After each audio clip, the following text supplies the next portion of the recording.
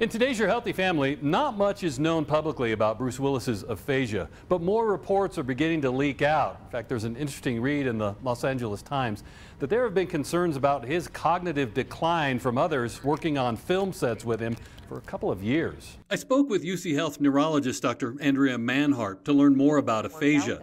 Broadly speaking, she says the type of aphasia that comes on slowly over time generally is the type that people and their loved ones have to learn to live with. Aphasia is a neurological condition that affects someone's ability to communicate and is most commonly seen when someone suffers a stroke. Depending on how severe and quickly a stroke is resolved, chances are good that the amazing organ that's the human brain can recover with time and the help of a speech therapist. 95% of right-handed patients are left brain language dominant, and 70% of left-handed patients are left language brain dominant.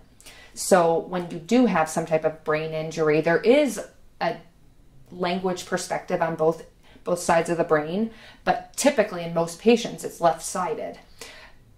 But over time, say you have a stroke in that area, the right side of the brain will start to take over functions for speech, and so therapy is very important. As we learned in our last story, aphasia is the result of something else happening in the brain and can in some cases lead to someone's speech not making sense. Broca's aphasia with the expressive aphasia, it's almost like a word salad. The sentences do not make sense.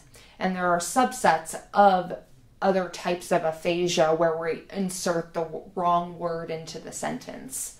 I went to the beach. I went to the cat. Patients will be thinking beach, but they will put in the wrong word.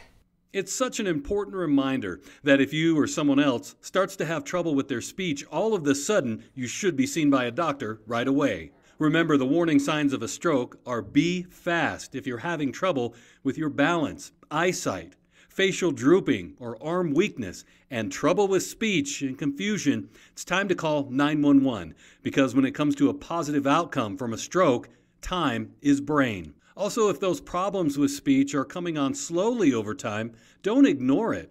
Discuss it with your doctor. Recommend following up with your family doctors, and if you ever have a language issue, to bring it up with them. If it's an acute issue, you would go to the emergency room. For Your Healthy Family, I'm Ira Cronin. For more health stories, head to yourhealthyfamily.com.